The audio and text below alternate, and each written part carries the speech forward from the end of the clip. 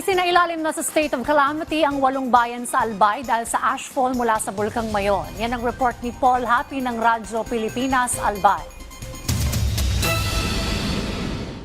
Inaprubahan na ng Sangguniang Panlalawigan ng Albay ang pagdedeklara ng state of calamity sa 8 lugar dahil sa ashfall na dulot ng pyroclastic density current ng Bulkang Mayon. Kabilang sa mga idineklarang apektado ang Legazpi City, Ligao City, Tabaco City at mga bayan ng Santo Domingo, Malilipot, Daraga, Ginobatan at Kamalig. Ayon kay APSIMO Head Bobby Cristobal, nagmula pa mismo ang rekomendasyon kay Albay Governor Noel Rosal upang mas mapabilis ang pagresponde at maayos na mapangisiwaan ang sitwasyon sa mga apektadong lugar. Samantala, mula pa noong Enero ay mayroon ng 4 na aktibong evacuation site sa Tabaco City, Ligao City, Malilipot at Kamalig para sa mga residenteng apektado ng aktibidad ng bulkan. Kasabay nito, umabot na sa mahigit 6 na milyong piso ang pinsala sa sektor ng agrikultura sa lalawigan. Batay sa ulat ng Albay Provincial Agricultural Office, pinaka-naapektuhan ng mga pananim na palay at High Value Commercial Development Program o HVCDP crops sa Kamalig, Ginobatan at Daraga. Pagtitiyak ng Albay Provincial Information Office, patuloy ang isinasagawang monitoring ng Provincial Agriculture Office sa mga apektadong sakahan upang makapagbigay ng agarang tulong at interbensyon sa mga magsasaka sa lalawigan. Alinsunod yan sa direktiba ni Pangulong Ferdinand Marcos Jr. na tulungan ang mga residente na apektado ng pag-alboroto ng Bulkang Mayon. Mula rito sa Albay, para sa Integrated State Media, Paul Happy ng Radyo Pilipinas, Radyo Publiko.